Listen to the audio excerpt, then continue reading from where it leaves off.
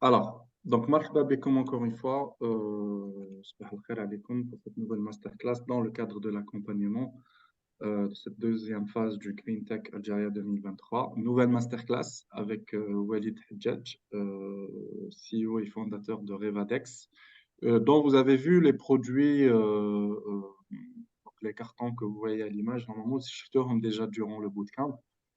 Et merci à lui encore une fois d'avoir supporter cette action de tri des déchets. Donc, Walid, à toi la parole. Je te laisse. Merci, Sofiane. Merci à toi. Et pour les participants, maintenant, comme d'habitude, n'hésitez pas à mettre vos questions dans le chat. On pourra les prendre au fur et à mesure. Bonne Ouais. masterclass. Merci, Sofiane. Donc, sabah al-khair alaikum. Bonjour à tout le monde. Donc, merci à l'équipe Benko donc, d'organiser, de me donner aussi cette opportunité, cette occasion d'échanger avec vous donc, autour de l'économie circulaire, de la gestion des déchets et le recyclage. J'ai partagé aussi ma petite expérience dans le domaine en tant qu'entrepreneur, mais aussi dans tout ce qui est recyclage, gestion des déchets, économie circulaire. Donc, j'ai vu Daniel la liste, les projets. C'est des projets hyper intéressants, hyper importants. Donc, il y en a 15, c'est ça, Sofiane. Yes, il y en a 15. Voilà. Je partage avec vous cette matinée donc, autour de ces thématiques économie circulaire, gestion des déchets et recyclage. Mais pourquoi économie circulaire? Bon, avant, donc, c'est pour une petite présentation. Donc, c'est Walid Hadja. Je suis ingénieur de formation, ingénieur pétrolier de formation. Mais après une dizaine d'années donc, d'expérience dans le secteur énergétique et pétrolier, j'ai fondé l'entreprise Revadex qui propose des solutions en économie circulaire pour les entreprises. Donc, on est principalement en B2B et on propose des services pour les entreprises, notamment Revadex Office, donc qui est un, un service clé en main de tri et de recyclage des déchets de bureau. Donc, on accompagne donc, pas mal d'entreprises et dans le 2 ans, presque on est dans la troisième année de démarrage. On a collecté une quantité importante, mais elle est minime par rapport aux quantités de déchets générés hors foyer, avec de l'impact environnemental, bien entendu, par rapport au recyclage des déchets. Donc actuellement, il y a des petites entreprises, des grandes entreprises qui nous font confiance et leurs salariés. Actuellement, si on additionne l'ensemble des collaborateurs qui utilisent notre service au quotidien, donc on arrive à presque 9000 salariés qui trient les déchets au quotidien avec nous, avec des petites entreprises, grandes entreprises, entreprises algériennes, multinationales. Donc voilà. Pourquoi économie circulaire? Parce que avant de parler sur la gestion des déchets et le recyclage, c'est important, c'est nécessaire de parler ou d'évoquer l'économie circulaire au début. Parce qu'à l'ECH, c'est vraiment, donc, elle englobe tout et le recyclage et la gestion des déchets, c'est qu'une partie de l'économie circulaire. Est-ce que parmi vous, donc, soit dans le chat, donc, qui sont donc une connaissance soit donc superficielle ou approfondie de l'économie circulaire. Et n'hésitez pas donc à poser des questions sur le chat ACA pour répondre et avoir donc une séance interactive. Parce que le chat. Est-ce que pour le son et tout ça, donc tout est OK? Très Oui, bien. Parfait. Donc, actuellement, le modèle économique très, l'ère actuellement, donc, depuis des décennies, donc, c'est l'économie linéaire, donc, entre l'extraction des ressources, la transformation donc, par différents types d'industries, le transport sur toutes ces formes, transport maritime, aérien, terrestre, ensuite la consommation et génération des déchets. Donc, si on fait une petite pause par rapport à ça et on réfléchit sur ce modèle économique, par exemple, pour consommer de l'eau avec un gobelet en plastique, on prend une dizaine de secondes ou là 15 secondes pour consommer je suis dans un gobelet en plastique, mais avant d'arriver à ce gobelet en plastique, il y a l'extraction des ressources, Il y a tout ce qui est produits de pétrole, raffinage, pétrochimie, industrie de transformation, plastique, transport, consommation. Pour, au final, on consomme un gobelet pendant quelques secondes. Et ça se voit que ce modèle, il est insoutenable.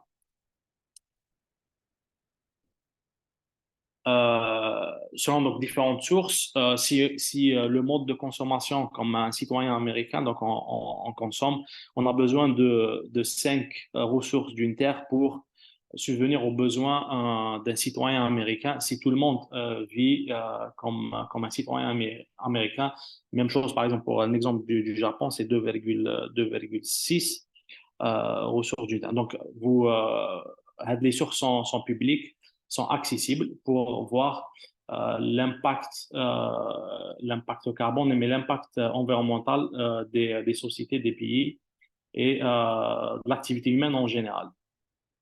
Donc, déjà, j'imagine que le concept ou les dates, c'est les journées de dépassement euh, par rapport aux ressources.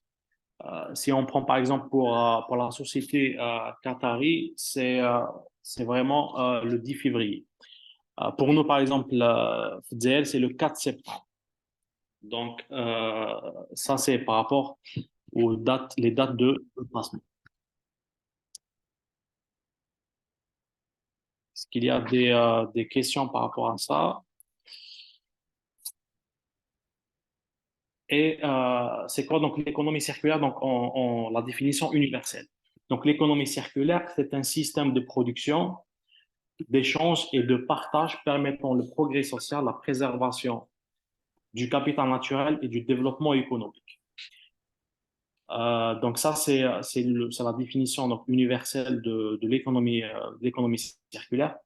Et concrètement, c'est quoi? Donc l'objectif, c'est vraiment découpler la croissance économique de l'épuisement des ressources. C'est ça donc le premier objectif de l'économie circulaire.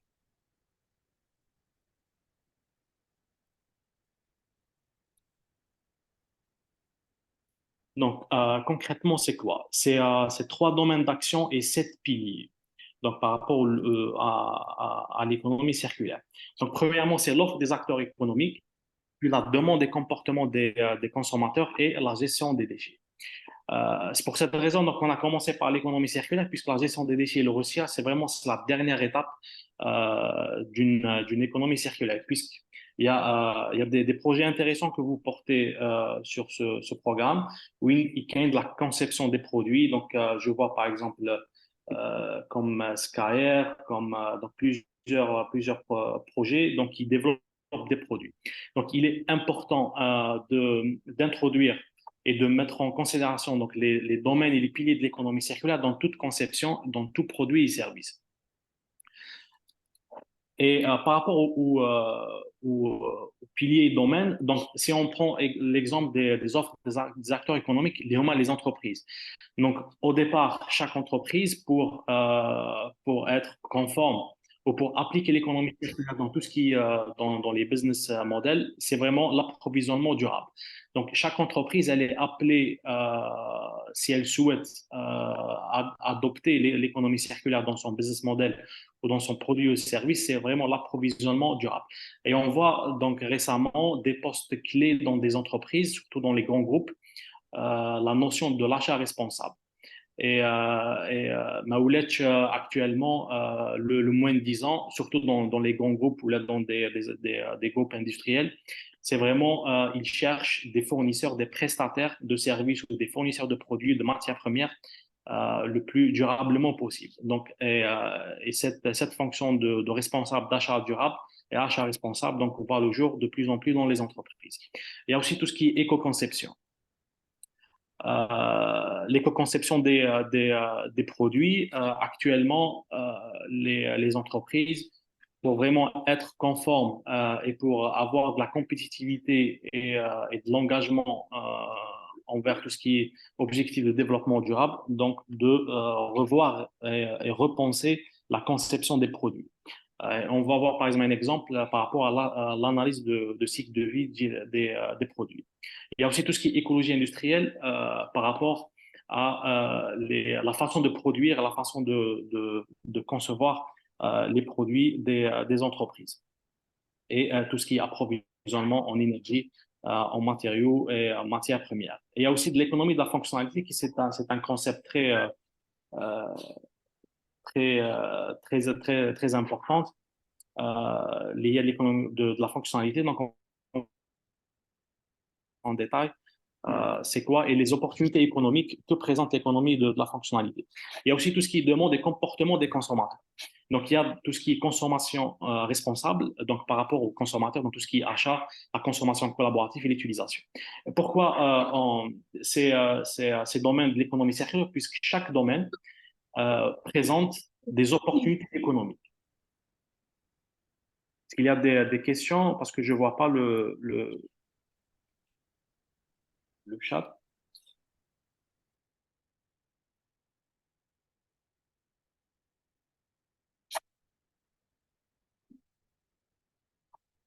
Voilà, donc pourquoi on parle des piliers des domaines de l'économie circulaire? Parce que dans chaque opportunité, dans chaque pilier, donc il y a une opportunité économique et des concepts et des entreprises et des produits et des services qu'on pourra donc introduire dans le marché et notamment un FZ. Donc par rapport par exemple à la consommation responsable, il y a pas mal d'opportunités économiques de proposer des produits conformes à ce domaine. Il y a aussi tout ce qui est allongement de la durée d'usage pour tout ce qui est réemploi, réparation et réutilisation des produits qu'on consomme. Il y a aussi, donc, en dernier lieu, la gestion des déchets et le recyclage. Donc, vraiment, avant de penser sur le recyclage, malgré que nous sommes aussi donc, une entreprise de recyclage et on est un acteur dans la gestion des déchets hors foyer, mais il est important de voir l'ensemble des domaines d'économie circulaire avant d'aller vers le recyclage. Ça, c'est des schémas plus élaborés ou plus détaillés dans tout ce qui est l'économie circulaire. Donc, vous pouvez voir ça sur le net. Donc, et dans chaque cercle, petit cercle ou la grand cercle, il y a des opportunités économiques, il y a des entreprises, il y a des startups, il y a des opérateurs économiques qui proposent des solutions et des services en matière d'économie circulaire. Et c'est un marché en pleine croissance.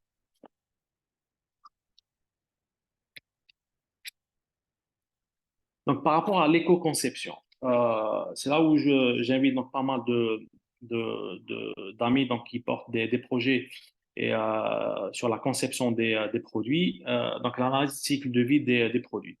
Donc, dans la vie d'un produit, donc, il y a tout ce qui est extraction des ressources, donc énergétique, fossile, hydrique. Il y a aussi tout ce qui est fabrication, transformation, transport, commercialisation, consommation et génération des déchets. Donc, la conception d'un produit, l'éco-conception, c'est la conception d'un produit qui prend en compte afin de les réduire. Donc, sur tout ça, les effets négatifs sur l'environnement tout au long de son cycle de vie s'efforçant de préserver les qualités et les performances.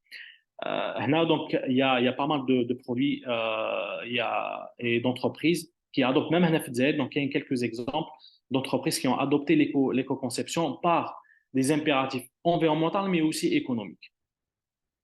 Euh, Par exemple, il y a plusieurs, par exemple, sur l'analyse cycle de vie des produits, donc par exemple, la matière première, donc favoriser les matériaux renouvelables, les matériaux à faible contenu énergétique, les matériaux recyclés et facilement recyclables, surtout donc en fin de vie. Donc, le moment de la fabrication, donc il faut penser les technologies les plus propres.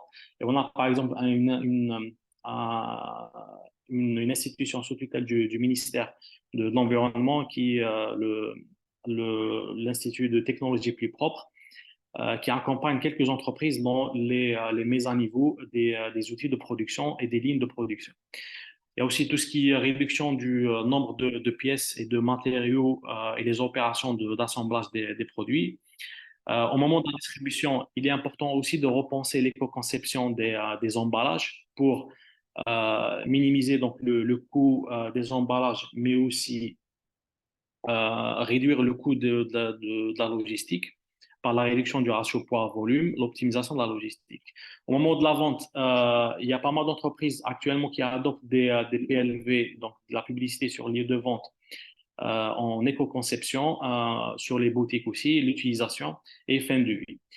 Par exemple, pour les fins de vie, on a actuellement des produits, des emballages complexes comme le Tetra Pak, par exemple. Donc, les briques, tu as Condia, tu as les jus.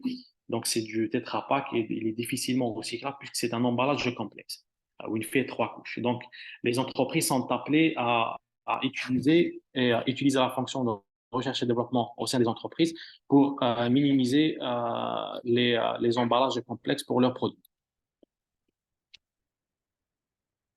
Et par exemple, un autre domaine, c'est l'écologie industrielle. Donc, c'est l'ensemble des pratiques destinées à réduire la pollution industrielle.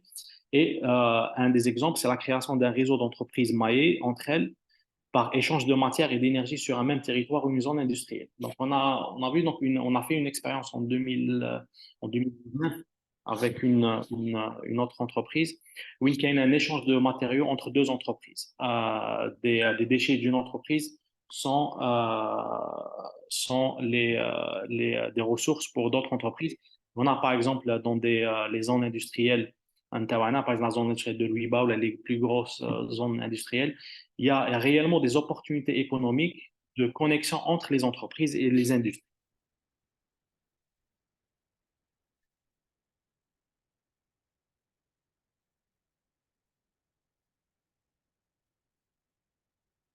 Et l'économie de la fonctionnalité. Donc, c'est vraiment, donc, là, on privilégie donc l'usage à la possession. Donc, tend à vendre des services liés aux produits plutôt que les produits eux-mêmes. Et le business model, il est basé sur le passage d'une relation transactionnelle à une relation contractuelle et durable.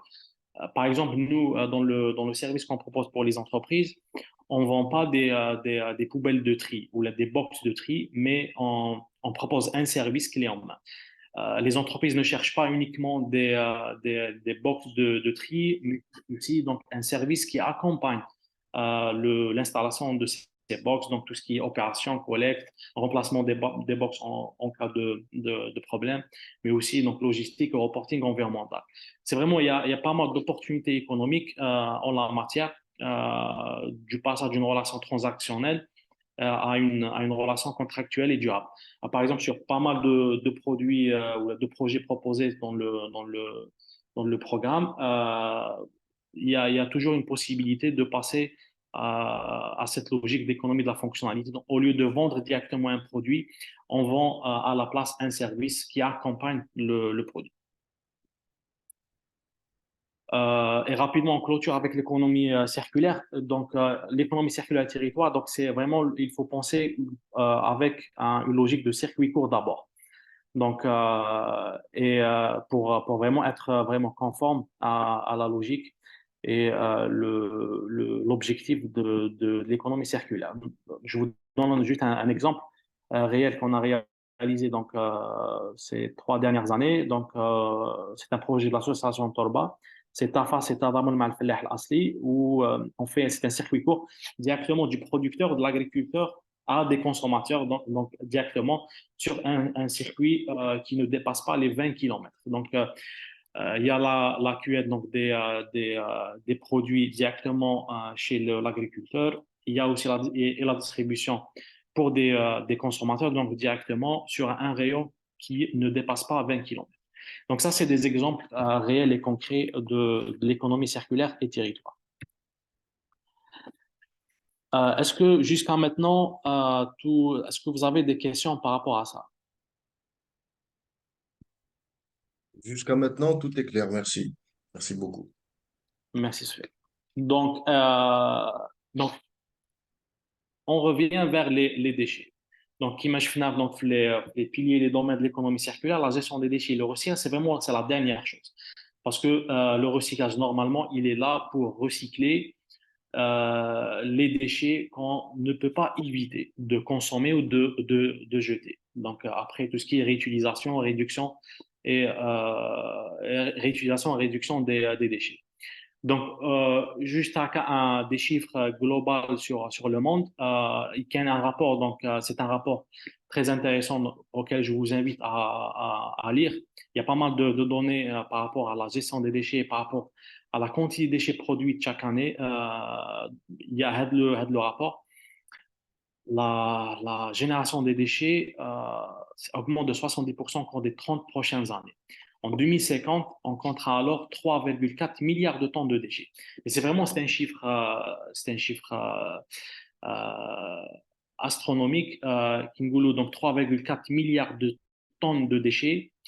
Mais c'est vraiment la limite de la capacité de la Terre de produire et de gérer cette quantité de déchets. Et vous êtes tous sensibles, j'imagine, donc au défi du changement climatique.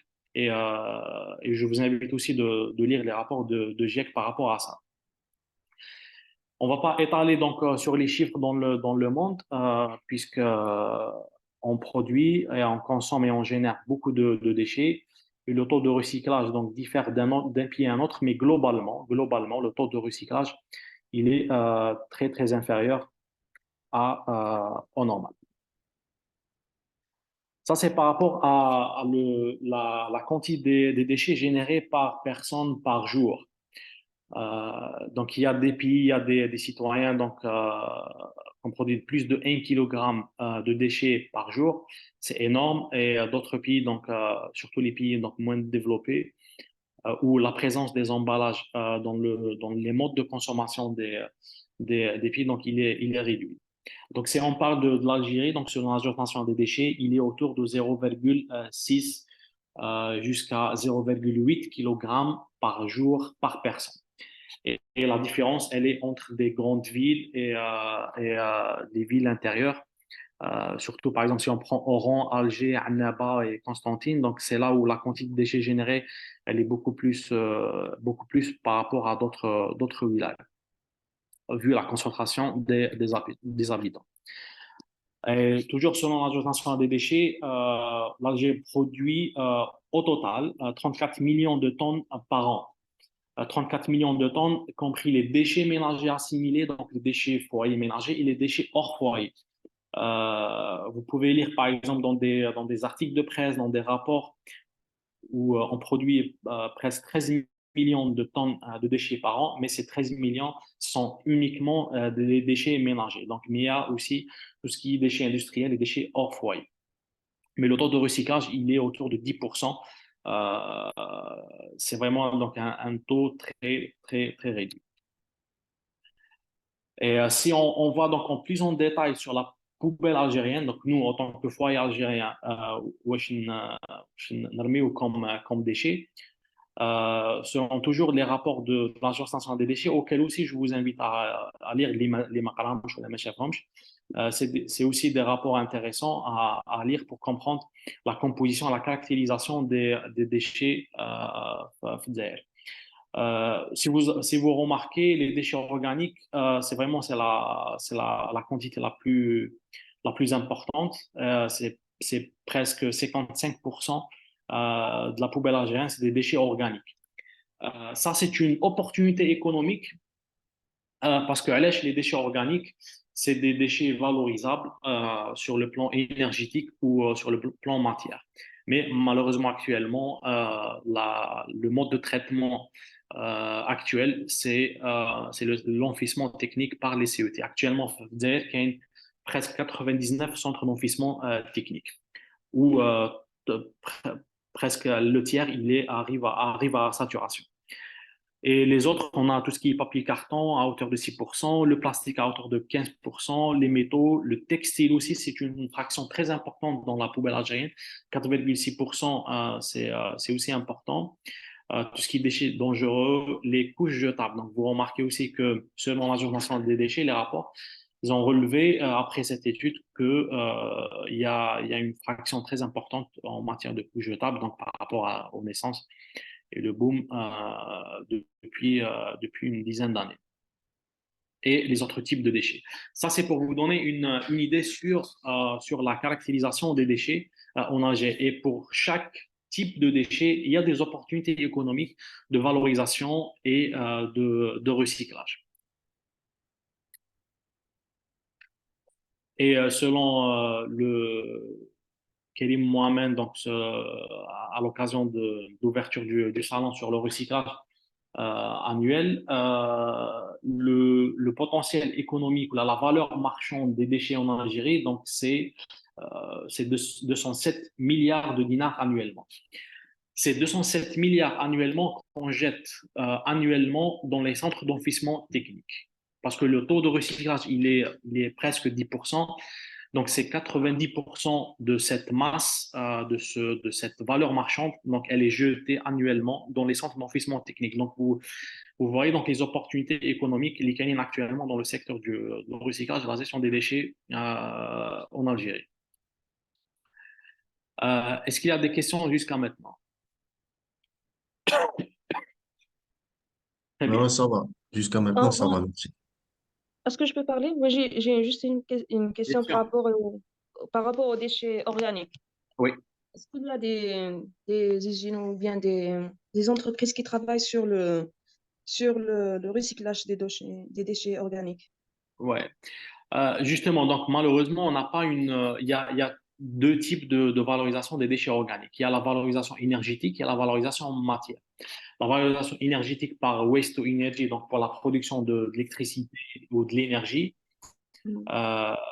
par exemple par méthanisation ou par autre type de, de, de valorisation énergétique. Mais parce que le coût de l'énergie, il est très bas en Algérie. Donc, le coût de Mm. l'électricité et du gaz, il est subventionné. Donc, il n'y a aucune entreprise qui s'aventure sur le plan économique d'installer une unité de méthanisation. Par contre, il y a pas mal d'entreprises dans le secteur agroalimentaire donc, qui produisent des sous-produits de l'agriculture, donc qui cherchent des entreprises pour valoriser énergétiquement ou par des installations de méthanisation les types de déchets. Par exemple, comme il y a pas mal d'industries. Donc, durant ces 3 dernières années, pourquoi je vous partage les chiffres? Parce que dans les 3 dernières années, on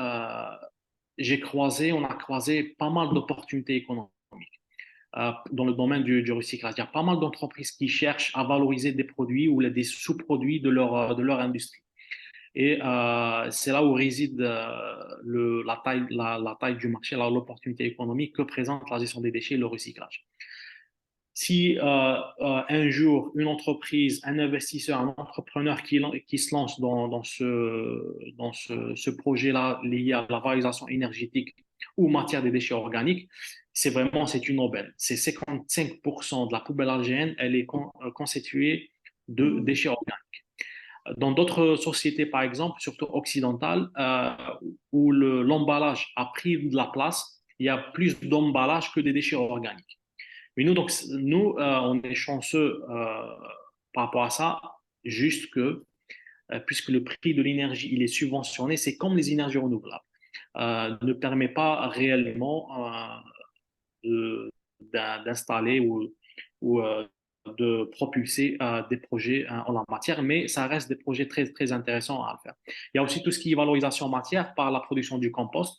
Il y a des initiatives, il y a des projets, il y a des fois des agriculteurs qui ont une Ferwi Baf, Swachet, je le connais, donc il fait de la fabrication du compost à partir des déchets organiques. Nous avons le marc de café collecté auprès des entreprises. Donc, Tilouat al-Qahwa, c'est un accélérateur de compost où nous avons chaque semaine une quantité considérable. Il a une plateforme de compostage, mais c'est rare. Donc, elle ne peut pas une quantité كبيرة des déchets organiques. Mais qu'il y ait des initiatives, des petits projets, des petites plateformes en matière de valorisation en matière des déchets organiques. Par rapport bon, juste à le petit point, par rapport au compostage, est-ce qu'il fait le compostage d'une façon naturelle? Parce que, Oui. par exemple, la façon naturelle, ça prend du temps, de 6 à 8 mois. Ou bien est-ce qu'il Ouais. intègre des produits chimiques pour que le compostage, c'est-à-dire, se fait Ouais, d'une mécanique, ouais. C'est façon une très plus bonne rapide? question. Ouais, c'est une très bonne question. Donc, il y a plusieurs types de compostage. Donc, il y a le compostage naturel, donc qui prend à 6 mois, 8 mois, et pour la production d'un compost naturel. Il y a aussi tout ce qui est compost, donc par l'utilisation des bactéries ou là, ou là d'autres espèces pour accélérer la production du compost. Il y a aussi tout ce qui est compostage mécanique ou mécanique. Qui prend, par exemple, la production de compost, le cycle, il est de 14 jours, peut-être un mois maximum. Mais ça Mhm. nécessite des équipements, ça nécessite des machines pour ça. On a fait une expérience avec un client, avec une entreprise, avec nos partenaires LMI Parma, nous avons installé un compost, des bacs de compost dans l'entreprise, puisqu'un domaine cantine. Et le cycle, puisque c'est un compost naturel, donc il prend 6 mois, mais avec des Oui. résultats exceptionnels. Mais c'est vraiment avec des résultats. Est-ce qu'il y avait ouais. Est-ce qu'il y Oui. avait une réponse par rapport, est-ce qu'il y avait, c'est-à-dire une réponse de la part des agriculteurs? Est-ce qu'ils utilisent le Ah oui, oui, euh, c'est très cherché. Donc, si on compare le compost par des engrais chimiques, le choix, il est vite fait par rapport aux agriculteurs. Mais actuellement, on n'a pas une quantité qui satisfait donc le besoin des agriculteurs en matière de compostage biologique ou de donc il y a compost. plus de demandes il y Il y a a plus de demandes que de plus projets. de demandes que de projets. Surtout, je partage avec vous cette information. Récemment, il y a de moins en moins de subventions par rapport aux engrais chimiques. Avant, donc, il y avait de la subvention pour importer de l'engrais chimique. Mais actuellement, cette subvention, donc elle est réduite. Donc, le coût des engrais donc, il est chimique, il est élevé, duquel le compost naturel il est beaucoup plus compétitif par rapport à ça. Et c'est là où il y a de l'opportunité économique de produire du compost par rapport à la valorisation des déchets organiques. Et pour information, donc pour les déchets, pour la fabrication du compost, il nous faut une fraction humide et une fraction sec. Et les deux sont disponibles à Tzer. Donc les deux Kane. Donc c'est des projets à encourager. Et si j'étais, c'est pour cette raison, donc on espère que les pouvoirs publics et les gouvernements mettent en place des politiques environnementales pour encourager ce type de projet par des incitatifs économiques. Très bien, donc j'ai juste une dernière question. Pour les déchets organiques, est-ce que vous avez un pourcentage sur le type des déchets? Parce que bon, j'ai quelques chiffres par rapport aux marques de café, à peu près le nombre de déchets. Donc, on a à peu près c'est 90 000 tonnes par an. Ouais. Par rapport aux autres déchets, est-ce que vous avez des statistiques ou bien c'est-à-dire un déchet qui a plus de, c'est-à-dire il est plus généré que d'autres déchets? Est-ce que vous avez En est-ce général que vous ou avez une par idée rapport sur aux ça? déchets organiques? Par rapport aux déchets organiques. Ah non, les déchets organiques, on n'a pas je ne sais pas, est-ce que l'AND a fait une caractérisation détaillée par rapport à la composition des déchets organiques? Est-ce que c'est des fractions humides ou secs? Je ne sais pas, mais si je trouve une information par rapport à ça, je la partage avec vous. D'accord, merci beaucoup. Avec ça. Donc, ça, c'est par rapport à la caractérisation des déchets. Et dans les rapports, donc, il y a des détails aussi très, très importants.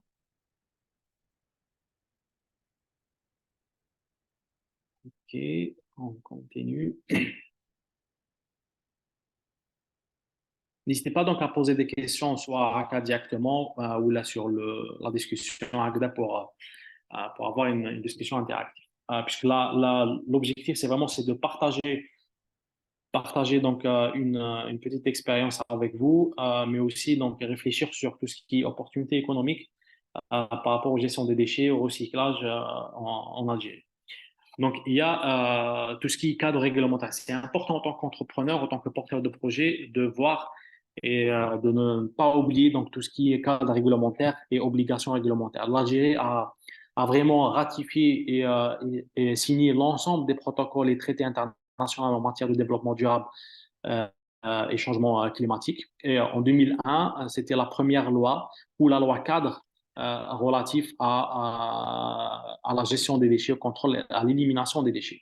Et pourquoi j'ai mis cette loi, puisque c'est la loi cadre, elle est construite dans une logique d'élimination des déchets. Mais aujourd'hui, je vous invite en tant qu'entrepreneur, en tant que porteur de projet, de vraiment penser sur tout ce qui est économie circulaire, valorisation et économie circulaire que présente cette fraction.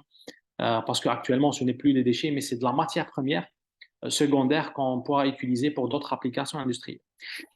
Et ensuite, il y a l'ensemble de l'arsenal juridique autour du déchet par des décrets exécutifs, mais aussi des arrêtés ministériels et interministériels qui cadrent la gestion des déchets.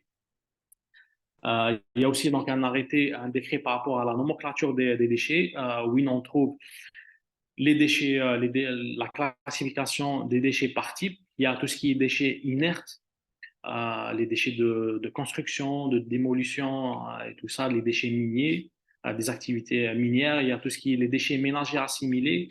C'est la fraction la plus importante. Il y a aussi tout ce qui est déchets spéciaux, les déchets spéciaux dangereux, les DASRI, les déchets d'activité de soins. Donc, il y a vraiment pas mal de la classification. Elle est là. Donc, il y a tout un arrêté, un long arrêté par rapport à la nomenclature des déchets, auquel je vous invite aussi de le lire pour avoir une idée sur l'impact environnemental de vos produits ou de vos projets et le type de déchets que vous générez et comment les éviter, comment les réduire, les éviter et pourquoi pas les valoriser par la suite. Surtout si un projet il est là dans un cadre green, dans un cadre de l'économie verte. Donc, il est important de penser sur l'impact environnemental de nos produits et de nos services.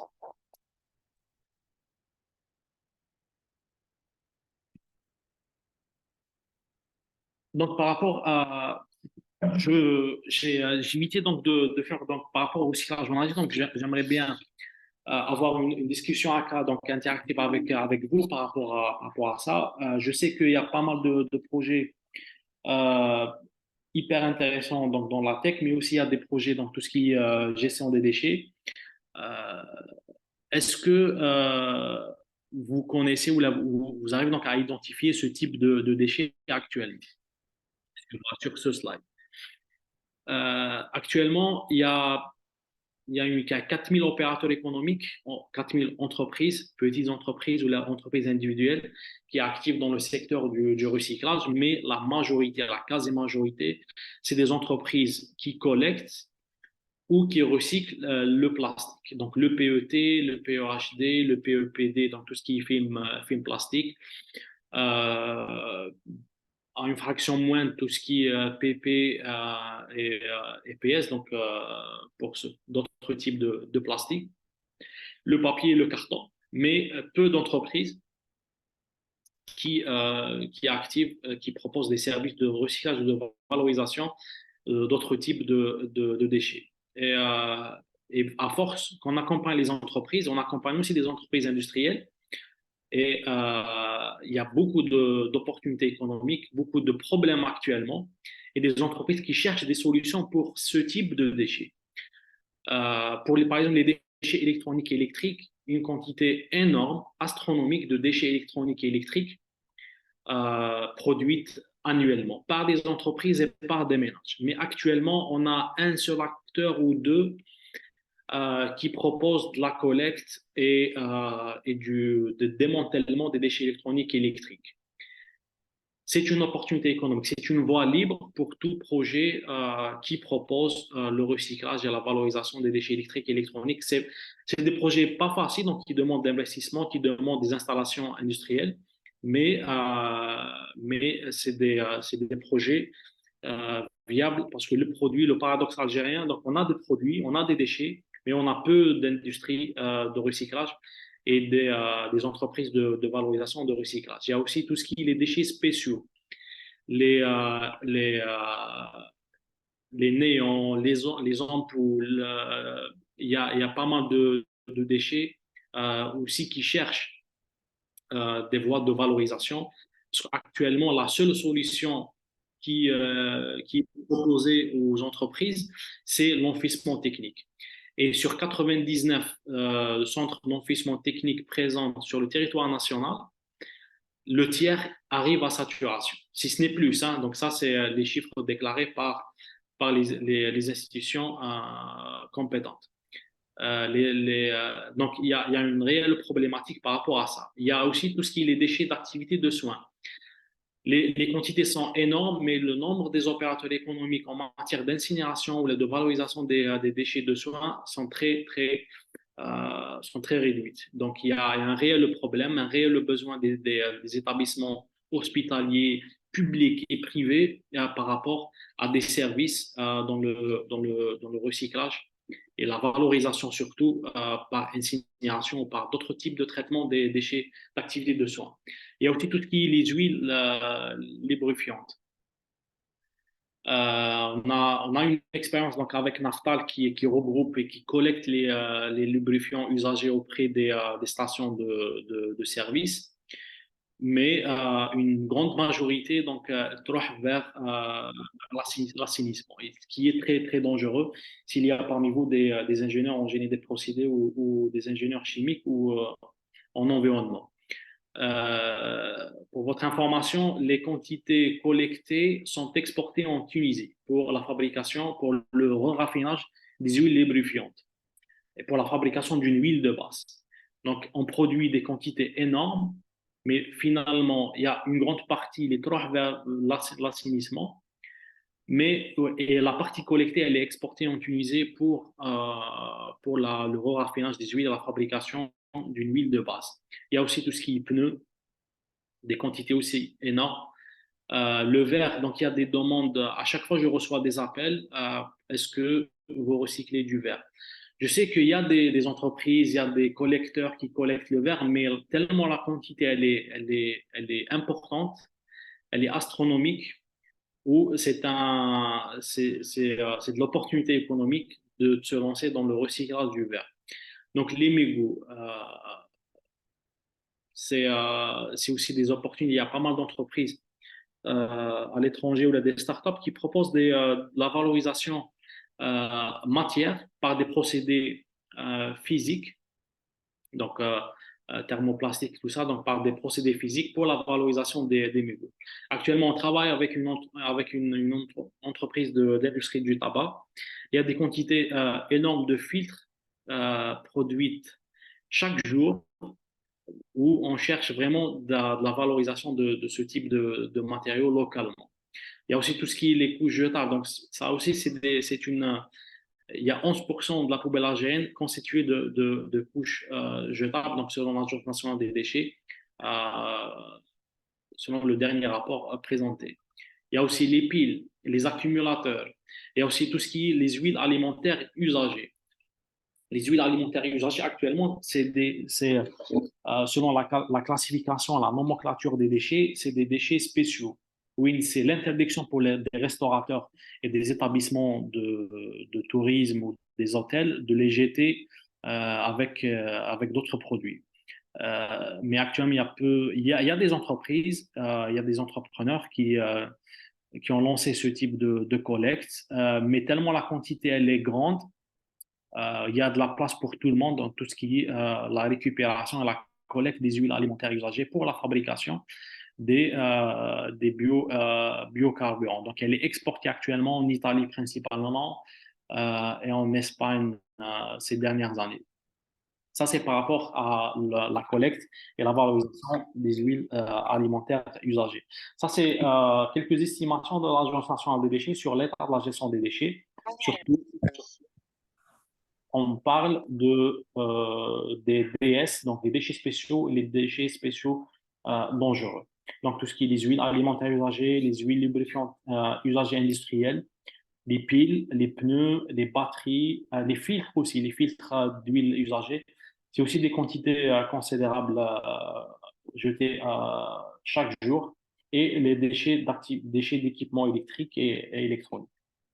Donc, selon les estimations de l'Agence nationale des déchets, et je pense les chiffres sont beaucoup plus importants que ces chiffres présentés. Ça, c'est une estimation pour 2030. Donc, à peu près, j'aimerais bien, donc, s'il y a des questions donc, par rapport à ça, parce que j'ai presque fini la présentation par rapport à la gestion des déchets, l'état de la gestion des déchets et le recyclage. Donc, tout ça, c'est des opportunités économiques. Donc, comme durant les 3 dernières années, on reçoit des demandes, mais on ne peut pas. Donc, nous, par exemple, on est spécialisé dans tout ce qui est déchets hors foyer, mais déchets de bureau. On reçoit pas mal de demandes. Est-ce que vous avez une solution pour ce type de déchets? Est-ce que vous avez une solution pour ce type de sous-produit, notre industrie agricole ou l'industrie agroalimentaire? Et franchement, la valeur marchande des opportunités présentes, elle est astronomique, auquel euh, si des entreprises et des entrepreneurs se lancent dans le secteur de la gestion des déchets et du recyclage, de la valorisation, c'est vraiment embarquer donc l'impact économique, mais aussi l'impact environnemental de ce type d'industrie ou de projet. Donc, est-ce que vous avez des questions par rapport à ça, par rapport à l'économie circulaire et quelques exemples qu'on peut approfondir ou par rapport à la gestion des déchets et le recyclage? Bonjour, merci, Si Walid. Merci à vous. Attendez, j'active ma caméra.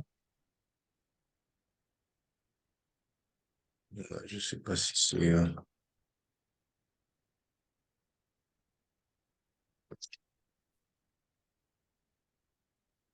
Alors, merci beaucoup pour cette présentation. Je m'appelle Ali Benbarti, je suis dans le domaine du recyclage du plastique. Allah يبارك. Et يبارك فيك. Je voulais juste ajouter un point par rapport à l'accessibilité des déchets. Oui, Il y a certaines entreprises, احنا تاني, des fois on nous appelle pour savoir si on recycle tel type de déchets, etc. oui, Et il y a un problème parfois qui se pose avec certaines entreprises ou là, certains générateurs de déchets, oui. c'est que هو il a un déchet Hmm. et داروا في راسهم باللي le déchet il est valorisable. Donc à chaque fois qu'ils ont un déchet, c'est كيما نقولوا زوبيا. Oui, C'est un déchet et هما يبغوك تجي vous récupérez le déchet. Et oui, qu'est-ce qui le rend valorisable? C'est votre effort. Vous, en tant que transformateur, vous allez injecter des ressources, vous allez injecter du savoir-faire, vous allez injecter, en fait, c'est de l'huile de coude. Et, هما, les déchets, ils veulent les vendre. oui, oui. Je Ils veulent vois. les vendre. تلقى des fois واحد عنده شكارة تاع بلاستيك يقول Oui, لك نبيعها لك. انت راك جايب كاميون، راك جايب خدامة، وراك جايب هذه pour la collecter. Donc, oui, هنايا des fois il y a des entreprises qui sont un peu كيما نقولوا يطمعوا شوية طماعين. oui. Non, Ils je savent pas comprends. que la collecte des déchets coûte très cher, ça coûte très cher et le coût de collecte des fois il dépasse le coût de revient du déchet lui-même. Oui, Donc ما على بالهمش بلي انت تربح دراهم في la transformation. c'est ça, oui. Donc, je comprends parfaitement, Ali, le souci, la contrainte, parce qu'au départ, Haka, je te donne deux exemples. Mais je comprends parfaitement la contrainte et le vécu, parce que j'ai vécu aussi la même chose. Par exemple, pour le service Office, c'est un service payant, hein. Donc, on propose aux entreprises d'installer des box de tri, mais c'est les entreprises qui nous payent. Oui, Euh, Au départ, c'était extrêmement difficile parce qu'il y a de la logique. OK, tu récupères, tu collectes les déchets, donc les خلصنا. ouais, Alhamdoulilah, donc de plus en plus d'entreprises adoptent le concept pour le principe de pollueur-payeur. Du moment où que tu génères des déchets, tu payes pour leur élimination ou pour leur valorisation, parce que le coût de la logistique, il est très, très important et des fois, on ne couvre même pas la valeur marchande des déchets. exactement. Oui, oui, oui. Et après, comment convaincre les entreprises? C'est vraiment par la pédagogie. Au départ, hein, je me suis trouvé donc, en face des managers. OK, donc je propose le service, mais des fois, la question, mais احنا نخلصوك. Donc, كيفاش احنا نخلصوك وانت راك تدي les déchets. Mais هنا واش لازم vraiment de l'argumentaire et de la valeur ajoutée que tu proposes par rapport à ça. De quelle wilaya راك, Ali? في وهران في وهران. par exemple. Nous, on travaille avec une entreprise à Oran, il y a une industrie à Oran, et on fait de la gestion 360 des déchets. وما يخلصوناش. Parce que, donc je partage avec vous, parce que le marché du déchet il est tellement énorme, il y a de la place pour tout le monde. Oui, oui, oui, oui, oui. D'accord.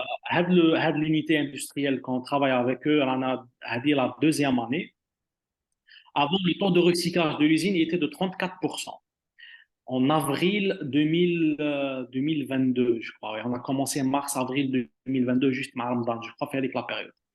Actuellement, le taux de recyclage de l'usine, il est de 85%. Donc, on n'est pas en train justement uniquement de collecter les déchets, mais on donne des rapports pour l'entreprise. Mais voilà, le choix intercom, il est judicieux d'utiliser ou de travailler avec des entreprises sérieuses qui proposent du sourcing pour valoriser les déchets de l'usine. Et les rapports qu'on envoie mensuellement à l'entreprise, donc, ils diront les rapports extra-financiers.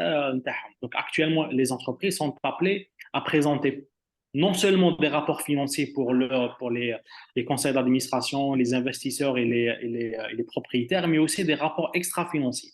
Et dans les rapports extra-financiers, il y a la notion de l'impact environnemental de l'entreprise. Il y a de plus en plus d'entreprises actuellement. Il y a de la pression politique, gouvernementale, sociétale et commercial pour qu'il adopte des pratiques éco-responsables. Et les chiffres qu'on donne, c'est des chiffres qui valorisent l'action environnementale.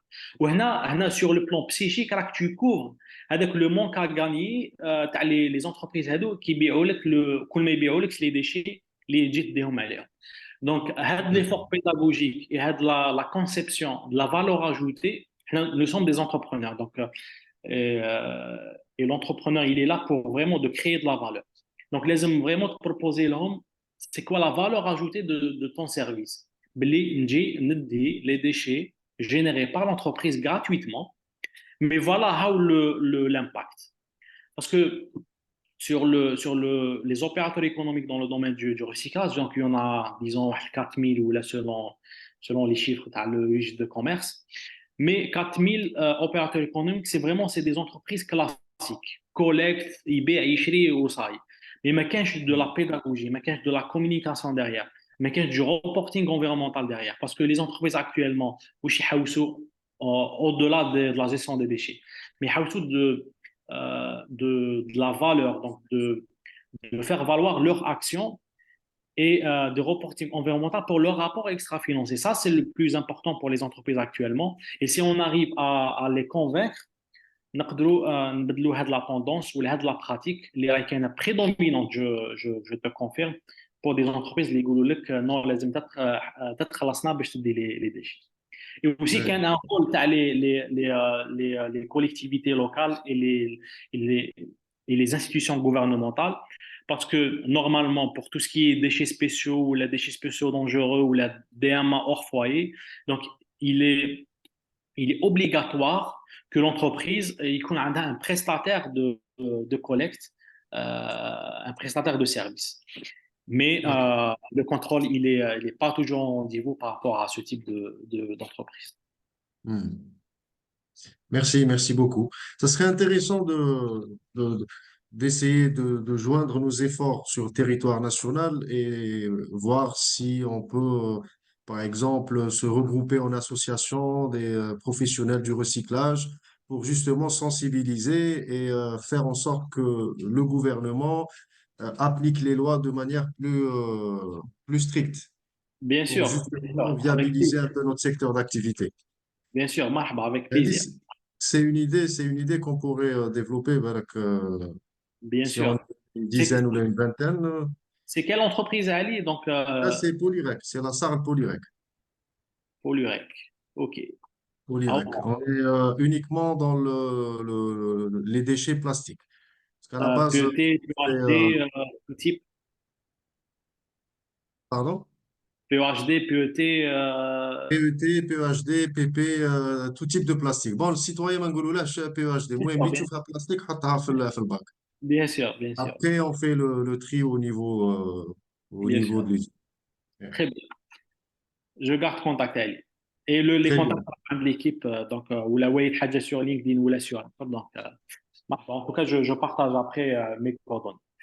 Merci beaucoup. Merci. Merci. Shukran. Bon, moi, j'ai une autre question, Oui, si vous permettez. Donc, au début, j'ai vu que vous avez présenté votre startup, c'est-à-dire qui fait la collecte, le tri et la collecte des déchets. Et j'ai vu la photo avec les trois poubelles, une oui, pour le papier, plastique, etc. oui. Donc, j'ai une petite question, c'est est-ce que les gens respectent vraiment le tri? Donc, est-ce que, c'est-à-dire le pourcentage de refaire le tri après le tri, Ouais. il est à combien? Hmm. C'est une excellente question. Donc, avant d'installer les box, on assure des sessions de sensibilisation pour les collaborateurs de nos clients. Une session de sensibilisation, il est fait à trois parties. Donc, elle est une partie pour présenter le projet et pourquoi l'entreprise a adopté le service. Donc, un guide de tri, quelques consignes et quelques notions sur les emballages parce que ce n'est pas toujours évident. Qui m'appelle Ali, donc les différences entre les types de plastique, tout ça. Mais donc, on essaie d'apporter quelques clarifications par rapport au type d'emballage et par rapport à quelques consignes de tri et un quiz derrière ça. On note, donc نوري لكم برك je sais pas ce que تبان مليح. هنا donc في السكرين شوت هادو اللي راهي هنا donc il y a la qualité de tri. هنا donc on note la qualité de tri après chaque passage. Hum, Et au départ, c'est vrai, c'est tout à fait normal qu'il contienne des erreurs de tri, mais au bout hum, du premier mois, du deuxième mois, donc la quatrième, la cinquième collecte, la qualité de tri s'améliore. Et si, par exemple, à l'instant, hein, à l'instant où je vous parle, donc l'équipe de l'entreprise, donc Faria et FS, actuellement chez une entreprise cliente pour faire de la sensibilisation et pour animer donc, des sessions. C'est une grande entreprise industrielle. On fait ça sur 3 sessions sur la journée pour animer les sessions de sensibilisation sur les gestes de tri, les consignes de tri et pourquoi l'entreprise a adopté ce service. Très bien, donc maintenant, Mais si je... après, Oui, mais après, donc, la qualité s'améliore. Donc, ouais. justement, on a une image de l'Algérien, mais c'est vrai que parce on n'a pas mis en place des moyens, on n'a pas mis en place des moyens concrets Hum. euh, pour que les Algériens trient leurs déchets. Mais Tani, donc il faut dire une chose que nous, on travaille avec des entreprises. Donc, c'est beaucoup plus facile Hum. pour nous d'avoir à cas du meilleur tri par rapport à d'autres services qui travaillent avec des particuliers ou des citoyens directs. Très bien. Donc, justement, c'est ça le problème. Donc, si je vous propose, par exemple, Automate qui va faire le tri d'une façon automatique, donc c'est-à-dire, l'utilisateur, il va juste jeter et c'est l'automate qui va faire le tri. Donc, par exemple, si on a trois ou là, on peut mettre trois types de déchets. Oui, Bien sûr, l'automate, elle va fonctionner avec l'électricité. Il y a tout un système, c'est-à-dire on doit installer un système et on peut faire le contrôle de ce système à distance. Donc, on n'a pas besoin d'appeler, c'est-à-dire ouais, d'appeler l'entreprise pour voir est-ce que la poubelle elle est remplie ou non. Donc, on peut avoir un contrôle à distance. Mais oui, ça nécessite un peu, c'est-à-dire un investissement. Est-ce que vous êtes oui. prêt d'investir ou bien vous préférez de rester, c'est-à-dire c'est-à-dire en se basant juste uniquement sur l'action humaine pour faire le tri. Ouais, ouais. Non, et avec ça, donc c'est le projet des aides Trashbot, c'est ça. Comment? C'est le projet des aides Trashbot, c'est ça. Non, c'est le Non, projet TRIA. c'est le projet tri, hein. Ok, TRIA, ok. Intelligent Mm. Waste Disposal, oui. C'est vrai, donc les projets, c'est très intéressant comme projet d'automatiser donc tout ce qui est action de tri et tout ça. Euh, oui, pourquoi pas. Donc, mais dans une logique d'économie circulaire, on est beaucoup plus dans le low-tech. C'est vraiment de proposer des services. Il y a de l'interaction humaine, mais c'est aussi intéressant d'avoir des stations de tri automatiques avec du robot. Donc, ce qui est par exemple intéressant par ce type de produit ou de projet, c'est vraiment pas pour les entreprises, mais pour les établissements recevant du public. Les centres Très bien. commerciaux, les hôtels, les aéroports, Les euh, stades, les universités. les universités, voilà, donc toutes les ERP, les établissements recevant du public, donc des stations Agda de tri qui automatisent parce qu'il y a un flux, il y a un flux, et pour réduire l'intervention humaine, surtout dans tout ce qui est opérationnel. Mm. Donc ça pourrait être intéressant euh, surtout pour des ERP. Je pense si par exemple un jour un entrepreneur ou une entreprise qui propose ce type de produit, mais vraiment donc en optimisé pour l'aéroport ou là, pour un des centres des grands centres commerciaux, je pense c'est vraiment jouable, hein, c'est vraiment jouable, mais il faut juste penser sur la viabilité économique. Parce que la valeur marchande des déchets, si on تكلوا على la valeur marchande de la revente des déchets, les projets هذو ما يكونوش viables sur le plan économique. Parce que 1 kg de PET, bon, ça se vend, je ne sais pas, donc Balek, elle est aussi, donc il pourra me corriger, donc le marché actuellement, entre 50 dinars, 40 dinars, donc ça ne couvre même pas le coût de la conception, de la recherche et développement et les opérations derrière. Mais si on Justement, trouve... là, oui, justement, ici, le coût, c'est pas juste de vendre le produit, mais aussi il y a tout un système, il y a une base de données. Donc ça, on peut aussi vendre les données. Et aussi, on prend en considération qu'on va travailler à long terme. C'est pas juste, c'est-à-dire pour un mois ou 2 mois. Et aussi, on prend en compte que dans les autres États, ils travaillent sur ce axe, sur l'automatisation de gestion de automatisation des poubelles. D'ailleurs, il y a, par exemple, si on prend par exemple IBM, donc IBM, ils investissent sur la production de ces automates. Il y Oui. a aussi Google. Donc, il y a un marché et on aura, c'est-à-dire d'ici 5 ans ou bien 10 ans, on va voir ces poubelles dans les pays européens et dans les pays, c'est-à-dire avancés. Donc, ça, pour nous, c'est le moment c'est-à-dire de commencer c'est-à-dire d'entrer dans c'est-à-dire cette technologie. Donc, si on va rester uniquement dans l'out-tech, donc à un moment donné, d'ici 5 ans ou là, il y a une entreprise qui va faire une convention avec c'est-à-dire les usines qui vont fabriquer ces poubelles. Et à un moment donné, c'est-à-dire on va disparaître si on va baser uniquement sur low-tech. Donc, je pense Ouais. on doit switcher. On introduit petit à petit le high-tech. Et bon, j'ai une question aussi par rapport à la faisabilité. Ça veut dire ces poubelles ont beaucoup plus un sens si on va les mettre en place dans les stades, par exemple, ou bien dans une université. Parce que si on prend par exemple juste le stade, par exemple, dans un match, on peut avoir de 7 000 jusqu'à Ouais. des milliers de spectateurs. Donc, on a une grande quantité de déchets et qu'on doit faire la gestion, c'est-à-dire efficace, en respectant le temps et aussi c'est-à-dire on respecte le temps et c'est-à-dire le logistique. Donc, il y a un rendement. Je pense qu'il y a un rendement. Le problème, c'est par exemple, si puisqu'on est en Algérie, est-ce que Hmm. c'est-à-dire c'est facile de faire, c'est-à-dire c'est-à-dire de faire des contrats avec le gouvernement pour faire l'installation de ces automates au niveau des stades, ou bien, euh, je ne sais pas comment ça se passe, puisque déjà vous avez déjà commencé avec les entreprises, donc j'ai pas vu qu'il y a c'est-à-dire Non. des, Ouais, ouais, ouais, ouais. euh, Des entreprises, des gouvernements ou des institutions gouvernementales. exactement, exactement. Donc j'ai pas vu ça. Donc est-ce que vous avez déjà trouvé des difficultés dans ce sens-là? Ouais. Non, pour nous, c'était un choix de travail en B2B. Donc, entreprise, donc on propose un service pour les entreprises, mais il y a aussi tout ce qui est organisme gouvernemental surtout les ERP en général, que ce soit étatique ou privé ou autre.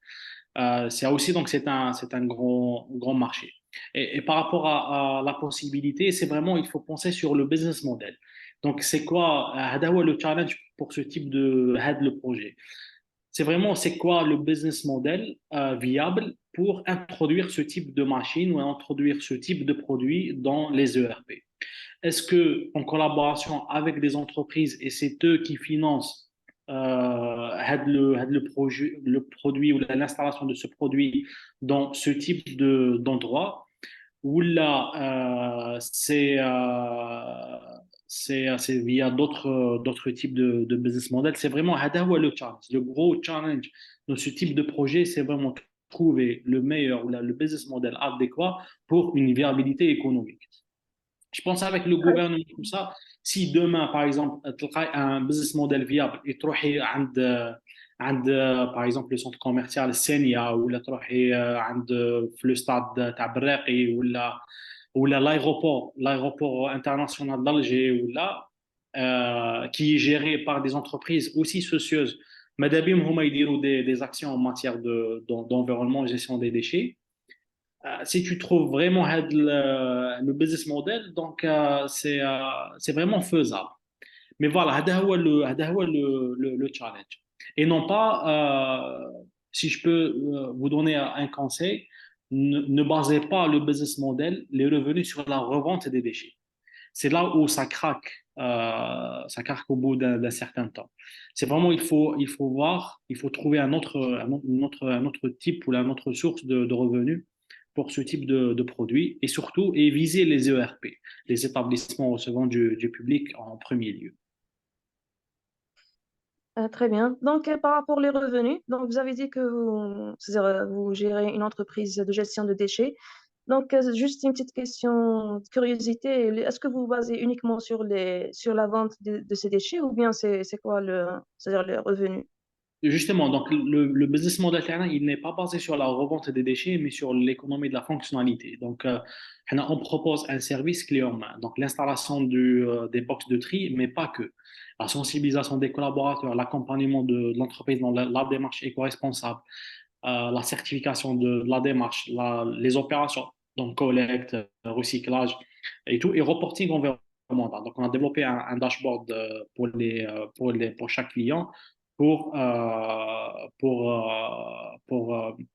maîtriser et valoriser donc l'impact de l'action prise par l'entreprise avec des rapports mensuels, semestriels et annuels. C'est vraiment c'est vraiment de l'économie de la fonctionnalité. C'est comme la location. C'est-à-dire on dépose un produit mais avec tout un service.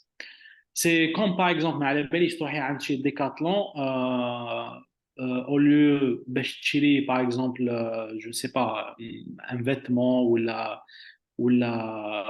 par exemple un papier de course, un papier de marche d'intérieur.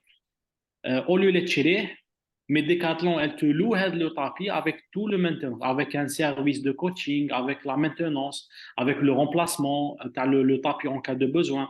C'est de l'économie de la fonctionnalité. C'est pour cette raison, donc au départ, j'ai commencé par l'économie circulaire et un des piliers importants de l'économie circulaire, c'est vraiment l'économie de la fonctionnalité. C'est là où réside, il y a comment dire, des opportunités sur l'économie de la fonctionnalité. Donc, nous regardons le modèle classique transactionnel. Donc, je vends un produit, one shot, et j'encaisse. Mais non, je vends une fonctionnalité. Je te propose une fonctionnalité, un service avec. Et ce qui permet des revenus récurrents mensuels et annuels. Nous, par exemple, notre business model, il est basé sur les abonnements. Donc, c'est des abonnements qu'on propose aux entreprises qui nous payent chaque mois pour ce type de service, peu importe la quantité de déchets collectés chez eux. Très bien, oui. Merci. Donc, à peu près l'abonnement, bon, c'est combien? Il est à Juste, partir de 1500 dinars par box par mois. très bien, oui. Merci. Merci. Bonjour. Bonjour Bonjour. Walid, c'est Kinza, la collègue de Sofiane. مرحبا Donc, كنزة.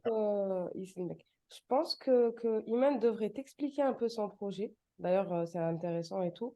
Et comme ça, tu pourras mieux l'orienter par rapport à tout ça. Donc, Iman, je pense que tu devrais lui expliquer ton projet, t'as le café, etc. Et avoir de meilleures réponses par rapport à ton projet. مرحبا. Très D'accord. bien. Justement, moi, j'ai posé beaucoup de questions parce que c'est-à-dire la présentation, elle était presque c'est-à-dire, alignée avec c'est-à-dire, mon projet. Donc, au début, qu'est-ce qu'on a proposé? On a proposé une poubelle qui fait le tri. Oui. Donc, le prototype, on a développé le prototype en 2 mois. C'était un projet avec un étudiant en automatique, donc il n'était même pas spécialisé en informatique, et on a pu réussir c'est-à-dire de faire le prototype en 2 mois. Donc, D'accord. c'est-à-dire le travail était, ici, c'était ce que cette poubelle, elle est autonome, donc on jette le déchet, que ce soit le plastique ou bien le papier, et elle fait le tri. Donc là, dans cette poubelle qu'on a utilisée, qu'on a proposée, on s'est basé sur l'intelligence artificielle, donc pour faire le tri. Et Oui. pour d'autres types de déchets, on peut aussi intégrer les capteurs, etc. Donc ça, c'était le projet initial. Donc après, c'est ce qu'on a proposé au début. Donc après le bootcamp qu'on a fait, donc c'est-à-dire les coachs, ils nous ont donné quelques conseils, etc. Oui. Donc c'est-à-dire les remarques, la remarque qu'on a eue, c'était avec qui on va travailler. Donc, là, Oui.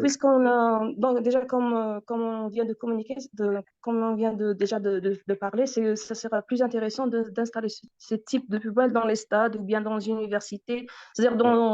il y a où il y a c'est-à-dire, Oui. une masse publique. Oui. Mais puisque c'est là où il y a une masse publique, ça c'est l'État. Par exemple, l'université c'est l'État, les stades c'est l'État, les centres c'est, on peut dire l'État. Donc, ça sera un peu difficile, c'est-à-dire de proposer quelque chose à l'État. Euh, ça, c'était le problème, de vendre, c'est-à-dire d'aller vers le business to government. Oui. Donc, on s'est dit qu'on doit, c'est-à-dire, on doit intégrer peut-être d'autres types de déchets, ou bien, c'est-à-dire, on va aller, c'est-à-dire, vers d'autres types de déchets. Et c'est après on a fait j'ai fait une réunion avec l'équipe, et on s'est dit on peut aller, par exemple, vers le mar de café. Oui. Donc, maintenant, par rapport au mar de café, on propose c'est-à-dire, on propose une solution hard, c'est-à-dire une technologie basée sur des automates, et aussi sur le soft. Donc, D'accord. pour rester dans le concept de poubelle et tri, euh, euh, si on, si on voit par exemple le marché, t'as le mar de café, donc on a par exemple en Algérie, donc on a plus de déchets de mar de café dans les cafés. Oui. Et là, c'est-à-dire, on a réfléchi, on a dit qu'on peut proposer par exemple des poubelles qui vont faire le tri, qui sont destinées au café. Donc on Oui. peut intégrer le papier, le plastique et le marc et les capsules. Oui. Donc, dans la poubelle, on peut la fonctionner uniquement avec c'est-à-dire un mécanisme mécanique, ou bien on peut intégrer l'intelligence artificielle et l'Internet of Things pour faire le contrôle et la gestion à distance. Donc, ça, c'est la partie low tech. Et par Oui. rapport la partie, c'est-à-dire high, on peut faire une plateforme vous avez dit que la collecte, elle est difficile, la logistique, elle est difficile. Donc, si on va intégrer des agents c'est-à-dire qui ne sont, c'est-à-dire des partenaires qui nous aident à faire la collecte, donc c'est-à-dire on aura moins de charges Oui. côté logistique, et eux, ils auront un rendement. Et puisque nous, on va collecter le marc, donc on peut même proposer un prix pour l'achat. Donc d'ailleurs, Ali, il a posé ce problème, c'est que euh, lorsqu'il va faire la collecte, il leur demande c'est-à-dire le prix. Et ils ont raison parce que c'est-à-dire le principe de Rallye, c'est de valoriser les bouteilles de plastique. Donc, puisque tu as un principe de valorisation, tu dois transmettre cette valeur c'est-à-dire au partenaire dans lequel tu fais la collecte. Donc, si tu as un principe de valorisation et tu fais pas, c'est-à-dire et le partenaire, ils ne sont, c'est-à-dire ils touchent pas cette valeur, donc c'est comme si on n'a rien fait. Donc, c'est pour cette raison, on propose une plateforme. Bon, initialement, c'est-à-dire on a fait juste des études superficielles parce qu'on vient de changer c'est-à-dire on vient d'orienter le projet. Donc ça, c'est grosso modo. Donc j'aimerais bien, si vous serez présent le jour de la présentation, donc je peux, c'est-à-dire avec la présentation, peut-être ça va devenir plus clair, Ouais. c'est-à-dire le concept qu'on veut proposer. Non, Inch'Allah, je serai normalement, c'est à l'occasion de l'Africa Startup Conference normalement en début décembre. Mais justement, donc, c'est excellent le pivot HADA, donc il est excellent. Donc, le marc de café, c'est une fraction non valorisable actuellement et c'est des quantités énormes. Nous, par exemple, on collecte du marc de café auprès des entreprises. Donc, on leur même suggère de mettre fin à l'utilisation des machines à capsules à café pour d'autres types de café comme les cafés de gain automatique. Nous, par exemple, au bureau, nous avons fait le choix d'investir dans ce type de machine, justement pour éviter la consommation des capsules. Et le marc de café, il est valorisé en compost. Mais ce que vous proposez, c'est aussi intéressant. Mais après, sur le côté achat et vente auprès, par exemple, des cafétérias, c'est bien dès le départ éviter de proposer un prix d'achat. Donc un prix d'achat. Donc surtout il ما كانش بزاف la concurrence في هذا le type de déchets.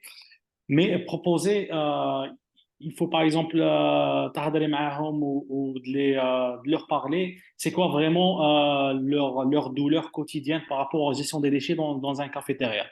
Parce qu'il y a des difficultés, donc il y a la collecte, euh, il y a toujours une façon de leur proposer une valeur ajoutée par le service au lieu de leur proposer directement donc, d'acheter le marc de café.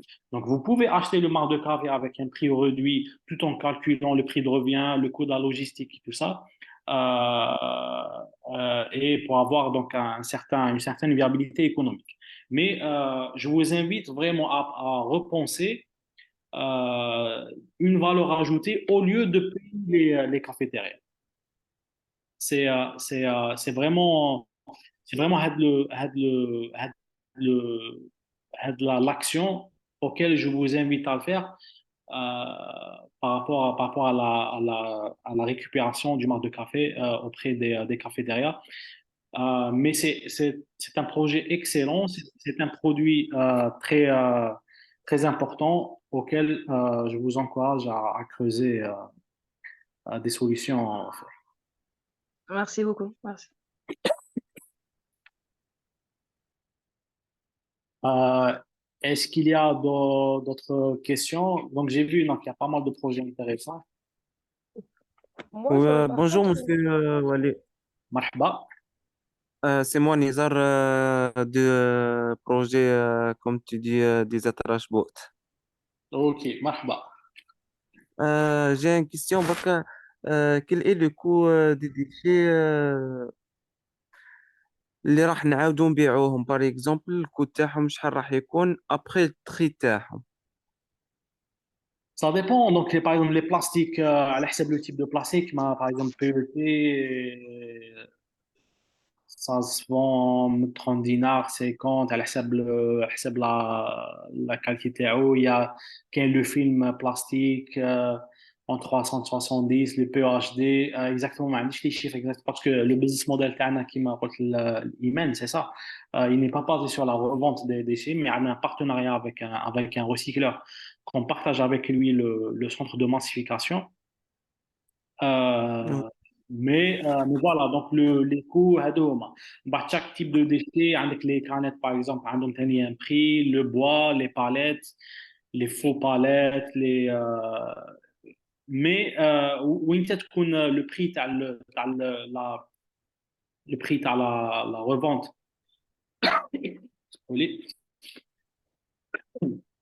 il est intéressant pour des grosses opérations.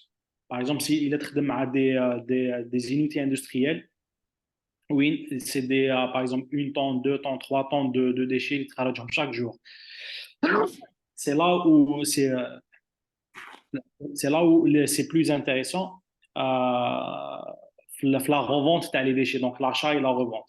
Mais par exemple, pour des micro-collectes, le coût de la valeur marchande les déchets d'eau ne couvre pas le coût de la logistique. Donc, je ne sais pas, est-ce que Nizar, نهضوا على la micro-collecte, c'est des petites collectes auprès ou là tu travailles avec des unités industrielles ou là des usines par rapport à ça. Pour maintenant, je travaille sur les promotions immobilières. C'est راح يكون robot يكولكتي لي ديشي par exemple شحال راح فهمتك يكون فهمتك هذيك هنا واش عندك لو كود لا لوجيستيك لازم توبتيميزيه au grand maximum. Voilà.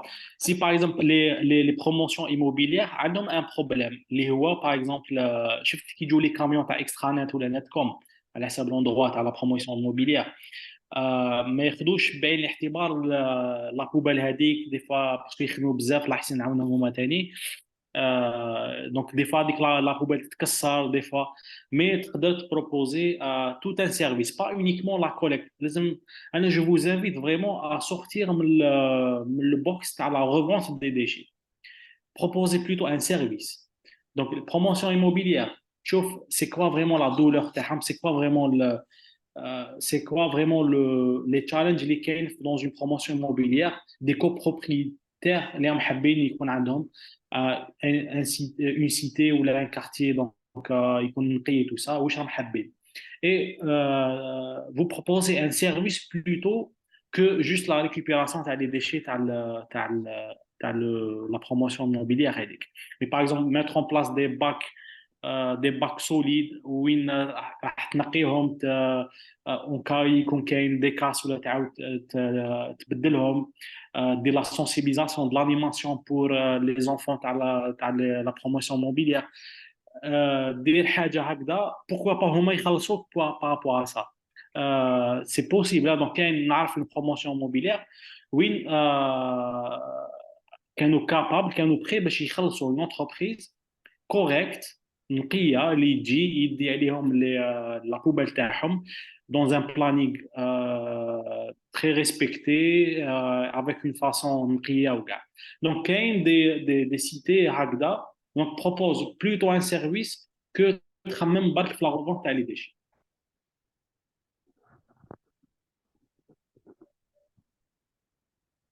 D'accord, monsieur.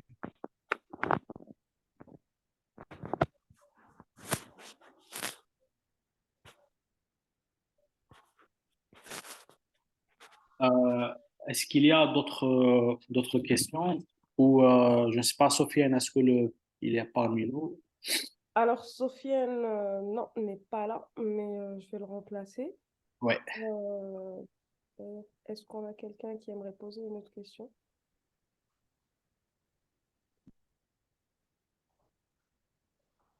Alors, bon, on a Ezra, mais qui parle un peu plus, enfin, qui parle en anglais. مرحبا et je réponds en français معليش. Mais je sais pas s'il a bien compris un peu tout ça. Ah, ok. C'est quel projet? Green Calculator.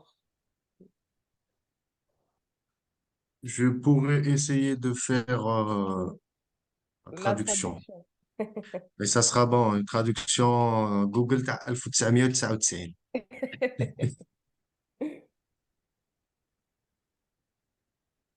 Alors, Le recyclage des gravats.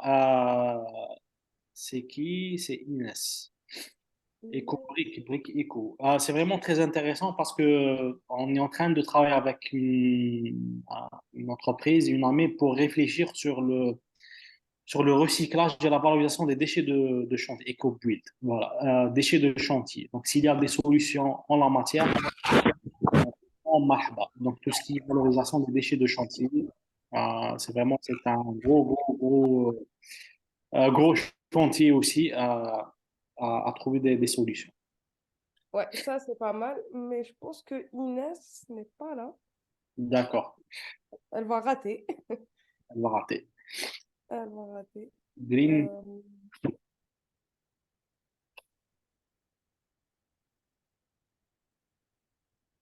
Bon, hello Ezra. Ezra. Est-ce qu'il est là? Je sais pas. Et je vais essayer voilà, de la séquestration donc, Inès. du CO2, donc c'est aussi intéressant comme projet. Donc, ça, surtout pour des entreprises, disons, pétrolières ou pour tout ce qui est les crédits carbone.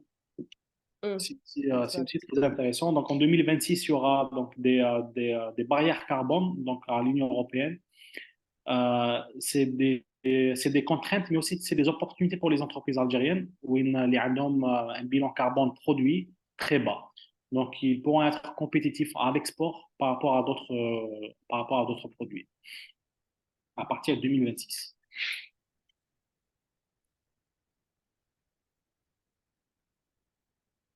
Je vais essayer Là, de contacter Inès pour son projet et voir si elle peut se connecter. Et je reviens vers vous. Entre-temps, il y a Karim qui demande si on peut avoir un petit mot par rapport à la RSE. donc, merci Karim. Par rapport à la RSE, donc la responsabilité sociétale des entreprises, donc environnementale, sociétale et environnementale, des entreprises, actuellement, il y a voilà, et comment tu fais pour utiliser ce levier pour faire du business? Voilà, donc c'est très pertinent comme question avec Saha Karim. Justement, donc c'est vraiment le cœur du business parce que on accompagne des entreprises dans leur démarche éco-responsable. Et, on propose donc d'autres produits en dehors du Revardex Office, en dehors de tout ce qui est tri de recyclage des déchets des bureaux, mais on accompagne les entreprises pour exécuter leur politique RSE. Parce que c'est un casse-tête pour les responsables RSE des entreprises et les managers des entreprises pour mettre en place et pour exécuter un plan d'action en RSE. La RSE, donc je vous invite à lire par exemple la ISO 26001 par rapport à c'est une norme par rapport à la RSE des entreprises. Actuellement, il y a la RSE, il y a la RSO, la responsabilité sociétale des organisations, donc entreprises, institutions, collectivités, organismes, associations, tout le monde est concerné par la RSE. Et c'est là où résident beaucoup d'opportunités de business. Euh, c'est vraiment je vous invite par exemple, à lire les indicateurs ESG. Il y a une centaine d'indicateurs et dans chaque indicateur ESG, il y a une opportunité de business. Actuellement, de plus en plus d'entreprises ont des programmes et des politiques pour réduire leur impact environnemental ou pour améliorer leur impact environnemental d'ici 2030-2050. Il y a il y a des rapports pour chaque groupe, pour chaque entreprise et des plans d'action. Et, euh, et les entreprises, par exemple, une entreprise industrielle, en agroalimentaire, par exemple, leur métier, c'est de l'industrie agroalimentaire. Et pour exécuter ce plan d'action ou cette politique RSE, des prestataires, des partenaires, des fournisseurs de services qui proposent de l'accompagnement et la réalisation des actions RSE pour les entreprises. C'est vraiment, c'est ça la valeur ajoutée qu'on propose à nos entreprises. Alhamdoulilah, donc il y a de plus en plus d'entreprises qui nous appellent ou là, qui cherchent nos services et de l'accompagnement pour exécuter la RSE parce qu'elle est très importante, elle est omniprésente et, et je vous donne aussi un indicateur très important. Il y a même les entreprises publiques. Récemment, donc, j'ai été avec une entreprise publique, mais 100% publique. J'étais surpris, mais en même temps très content que que cette entreprise a adopté, a créé même un département RSE. Vous imaginez, donc une entreprise publique, il n'y a aucune obligation réglementaire pour leur pousser ou pour leur exiger de créer un département RSE, mais quand même, ils ont créé un département RSE justement pour élaborer des politiques et exécuter sérieusement une politique RSE. Et dans ce cas-là, donc, ils cherchent des fournisseurs, ils cherchent des prestataires, ils cherchent aussi des partenaires gagnant-gagnant en la matière. Donc, je ne sais pas, est-ce que j'ai répondu à cette question, Karim, par rapport à la RSE. Alors, il dit comment tu fais pour approcher des clients par la RSE, par la com, par email, conférence. D'accord. OK. Allez, je vous donne par exemple une stratégie qu'on fait. On cherche une entreprise qui a un plan d'ici 2030, d'ici 2050 de réduction de l'impact carbone. Il y a des entreprises qui ont c'est différent. Il y a des entreprises qui ont zéro landfill, une politique zéro landfill d'ici 2050. Donc, on cible cette entreprise et on leur propose une gestion intégrée des déchets pour augmenter le taux de recyclage et éviter la mise en décharge. Ça, c'est par rapport aux entreprises qui ont une politique zéro landfill. D'autres entreprises, les ont par exemple la réduction de l'impact carbone. C'est vraiment l'approche, elle est complètement différente. C'est proposer des services pour leur aider à réduire l'impact carbone dans cette ligne-là liée à la gestion des déchets. Et voilà, lié à l'approche, c'est vraiment lire l'ensemble des rapports RSE des entreprises. C'est des fois des rapports de 20 pages, 30 pages, 50 pages.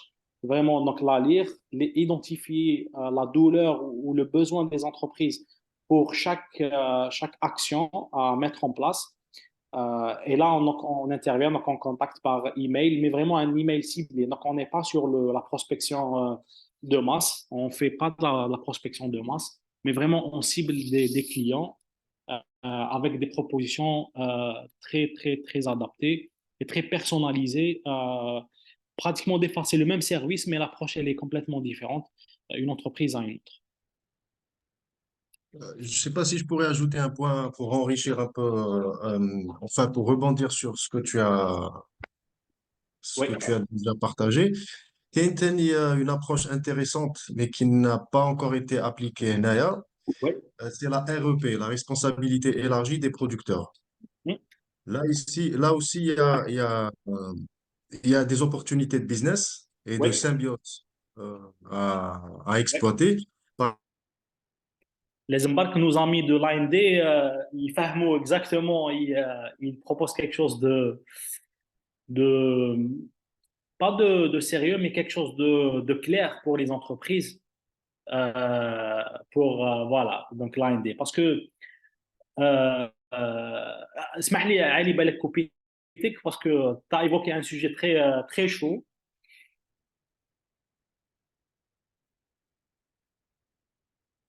Est-ce que vous m'entendez? Ah oui, oui, désolé, j'avais coupé mon micro Ah, sans très faire bien. attention. Oui, la responsabilité élargie du producteur. Donc, ce que propose l'AMD actuellement avec Ecogen, il est pas très clair. Donc, proposer aux entreprises les des emballages de payer une Plastique, voilà, des emballages polluants. c'est ça, éco-contribution. Mais au final, هذيك la contribution, la éco-contribution à les entreprises, oui, est-ce qu'elle va aider des recycleurs, elle va aider des collecteurs? Est-ce qu'il y a des éco-organismes en la matière créés? C'est ça l'ambiguïté de l'AMD par rapport à ça. Et je pense que la REP, qui m'a goûté, elle est extrêmement importante et c'est un levier très important pour promouvoir l'industrie du recyclage et de la valorisation des déchets en Algérie. Mais malheureusement, l'AMD n'a pas encore réussi à mettre en place une démarche claire pour les entreprises. Moi, si je En suis une fait, entreprise, vas-y, oui, اسمح لي كمل. non, moi, si je suis une entreprise de boissons, par exemple, et quand des entreprises, je le connais, c'est nos clients, sont prêts à payer cette éco-taxe. Mais qui même بعد, c'est quoi la suite? Et هنا, ce qui manque à Justement, la démarche ouais. Il y a un maillon, il y a un maillon qui manque في l'idée. Pourquoi? Parce que la REP, quand on a voulu l'appliquer هنايا في الجزائر, On s'est inspiré de nos voisins en Europe. En France, par exemple, ils ont créé les éco-organismes. En fait, C'était ils ont normal. créé tout un écosystème justement pour qu'il y ait un maximum de transparence et de transparence sur l'utilisation de l'écotaxe. Le problème qu'a Ecogem, c'est la PAB, l'Association algérienne de producteurs de boissons, de boissons algériennes. Enfin, c'est une association très puissante. فيها كاع les producteurs de boissons, j'imagine que راك تعرفهم. Tu as des marques connues, nationales et internationales. Et la PAB, ils ont été invités la table des négociations pour aider l'écotaxe. Et Houma, leur problème, c'était qu'ils ne voulaient pas une taxe supplémentaire sans qu'il y ait vraiment un aval après l'utilisation de la taxe. اللي راك تهضر عليها. Et je pense Ouais, que ce qui manque, le maillon hada, c'est les recycleurs. Et ouais, في ذاك الوقت, on a proposé l'idée en 2020 ou la 2021, juste avant le Covid. Ce qui manquait, c'est l'aval, c'est les recycleurs. Donc, il n'y a pas d'association de recycleurs, de valorisateurs, d'où ouais, ma proposition de tout à l'heure, l'idée de créer une association, un organisme qui représente les recycleurs, ou là, on pourrait l'appeler Algerian Sustainable Business Association, ou la ouais, حاجة ouais, كيما ouais, هكا, ou ouais. Ouais, ouais, c'est là, faisable. Donc, il y a c'est, vraiment un truc très intéressant à faire. Un truc très intéressant à faire, justement pour compléter avec la vision de l'AND ou le programme EcoGem, ouais, il faut impliquer les acteurs c'est de la normal. Ouais. valorisation, les recycleurs, les collecteurs, les transformateurs. هكا en fait, pour moi, c'est le maillon qui manquait dans le programme EcoGem. Ouais, mais c'est le maillon. Et je comprends la PAB, leur réticence. Je comprends parfaitement la Oui, réticence. oui, c'est normal, hein. Euh, et voilà, donc c'est à l'AND vraiment de. C'est à les opérateurs économiques de s'organiser. Oui, je suis d'accord avec toi. C'est très important, c'est nécessaire. Mais aussi l'AND de revoir la démarche écogène pour, pour plus d'efficacité en la matière. Et il n'y a pas que les emballages, il y a tout type de déchets euh, où la REP elle est engagée. Oui, oui, oui.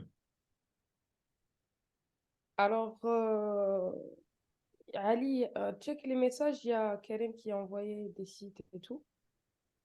Et entre-temps, il y a Inès qui est arrivée. Allez, chauffe les messages de Karim.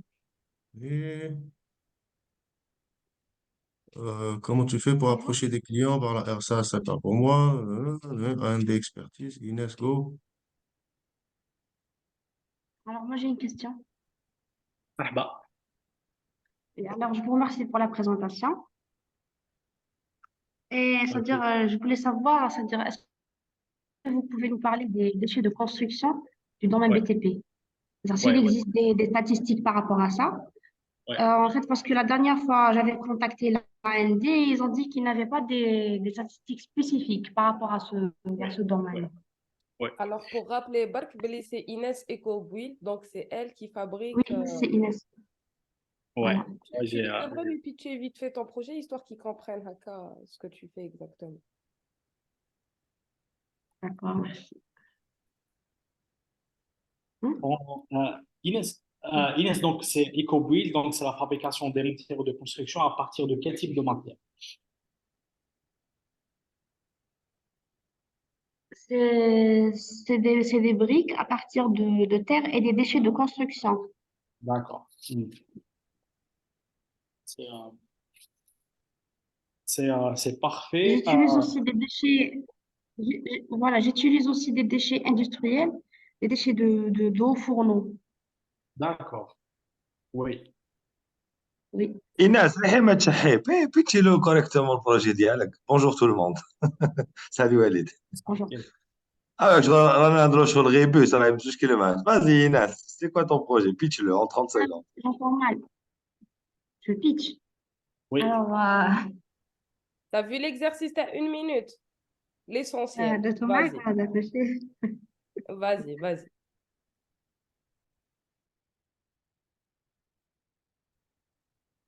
Ah, je pense qu'elle a quitté. Ah, هذه الحشمة بزاف.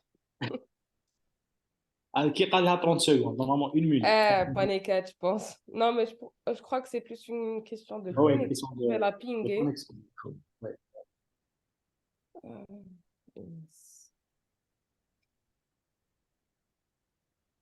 Mais bon, je vais le faire, hein. Walid, salut. Encore merci. Mais rapide. En fait, elles fabriquent des briques, c'est à base de terre, où elles injectent des déchets de construction. Alors, l'idée, c'est commencer par des déchets simples, type les déchets des briques, co, au niveau des briqueteries.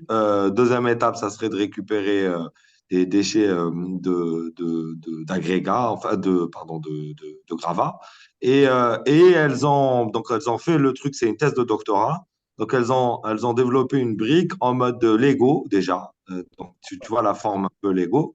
Et elles ont fait un mix en terre, déchets de briqueterie et le laitier. C'est le déchet des hauts fourneaux, la crème, hein, le métal quand il est en fusion. Voilà ce qu'elles ont développé. C'est excellent comme produit. Parce que j'avais un problème de connexion. Ouais, il n'y a pas de souci, Inès. Bon, c'est un produit excellent, surtout donc si on arrive à, par exemple, avec l'organisme des matériaux de construction. Justement, donc, si on parle des déchets de construction, l'AND, c'est vrai, mais n'a pas fait des rapports pour les déchets de construction détaillés. Oui. Mais je continue donc. Ouais, je pense que c'est juste le micro d'Ali. Allez, ton micro, s'il te plaît. Merci. Les déchets de construction, donc c'est une opportunité. Actuellement, on est en discussion avec un partenaire auquel j'invite aussi peut-être un jour Inès pour rejoindre à nous par rapport à la valorisation des déchets de construction. On a fait un test. Après, Inès, je peux partager peut-être avec toi quelques données. On a fait des analyses des déchets sur un chantier.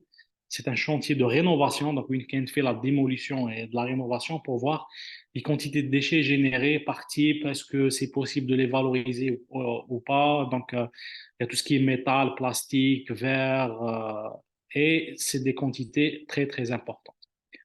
Si on le multiplier par type de projet actuellement, de rénovation, de construction des promotions, des immeubles et tout ça. Donc vraiment, je vous invite à creuser le projet. Et si vous avez une solution viable de récupération, valorisation des déchets de construction, ça serait vraiment excellent que tu nous rejoins sur ce projet. C'est vraiment au stade d'étude par rapport à ça. Et il y a tellement de quantités énormes de déchets de construction. Oui, il est important de les valoriser, de les recycler parce qu'actuellement, ils sont vers la décharge, vers les CET de type 1 et 2. Et voilà, OK. C'est l'organisme. Oui, merci Kelly. C'est ça l'organisme que je cherchais. Donc vraiment bon courage Inès par rapport à ça et peut-être on organisera par la suite après le challenge une rencontre là. Oui, ça serait parfait. Merci. Je vous invite à nous rejoindre. Merci.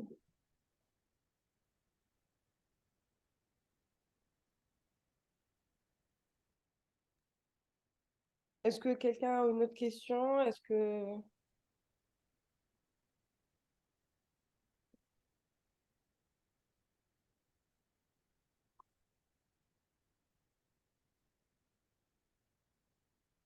Là, je vous souhaite donc vraiment donc, bon courage par rapport à l'élaboration des projets, les pitchs aussi, mais vraiment ne s'arrêtez pas là.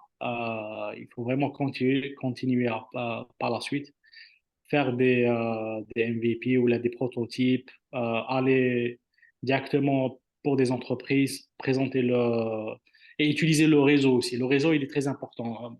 Si un conseil, Nathéo, au début, donc, j'étais un ingénieur dans une administration, dans le secteur énergétique. Je n'avais pas de réseau donc, en entreprise, mais il faut avoir vraiment une stratégie de networking, de réseautage, mais efficace, hein. Pas seulement pas seulement, par exemple, assister et participer dans des événements, mais vraiment avoir une stratégie pour avoir des contacts, présenter vos projets, vos produits, ou Inch'Allah, tout le succès par la suite. Parce que vraiment, il y a des projets vraiment très intéressants. Yes, bah, merci beaucoup, Walid. Merci, J'espère merci que tu auras beaucoup. l'occasion de les rencontrer face to face, donc du 5 au 7. Si tu seras dispo, Inch'Allah, on te verra là-bas. Inch'Allah, oui, Inch'Allah, je serai Inch'Allah. Inch'Allah, ya Rabbi. Il y aura forcément peut-être des candidats, des participants qui voudront échanger avec toi. Genre Ali, je sais que c'est en Yes, fait yes. Ali, c'est le petit élève modèle d'Ienna. Très bien.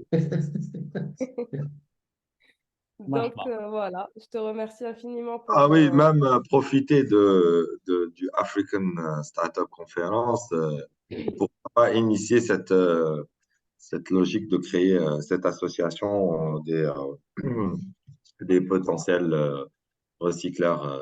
algériens ou gens de la sustainability.